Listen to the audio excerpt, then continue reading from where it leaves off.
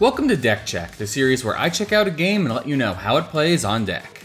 Today, I'll be taking a look at Vampire Survivors, a roguelike bullet hell created by developer Ponkel. Vampire Survivors is the #1 most played game on the Steam Deck, and it recently released its long-awaited 1.6 patch, bringing with it a brand new game engine with dramatically improved performance. In this video, I'll be taking a look at how this new patch performs, going over compatibility, controls, graphic settings, and overall feel, and giving the game a final rating based on how well it plays on deck. If you find this content helpful, go ahead and subscribe. Every subscription helps a ton. Vampire Survivors installs and starts up just fine on the deck with no tweaks or custom Proton versions necessary. Compatibility for games can change over time though, so I recommend checking the comments to see if anything has changed in the time since this video was posted, and leaving a comment yourself if you have any issues. Vampire Survivors has complete controller support, and is in fact best played with a controller. The entire UI is designed with controller play in mind, and feels perfect with no tweaks necessary. As far as the UI, while some of the text can be a bit small, I still found it easily readable on the deck screen, even for the bestiary, which has the smallest text in the game. Now, as for performance, this is where the new engine's upgrades really shine. As you'd imagine, very early on into playing Vampire Survivors, when things are simple and there's very few enemies on screen, you get a solid 60 FPS as you would expect. This was true of the old game engine as well.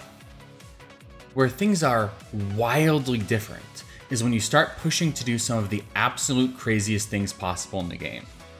On the old engine, what you're looking at right now would have brought the Steam Deck down to single-digit frame rates. Now, however, well, the deck can't quite hit a consistent 60, but it's getting pretty close, which is quite the improvement over single digits. If you push it even further though, you can make the FPS fall to somewhere in the 30s. But this is the lowest I could get it, doing the absolute craziest stuff I could. It's worth noting that the game speed is actually tied to the frame rate.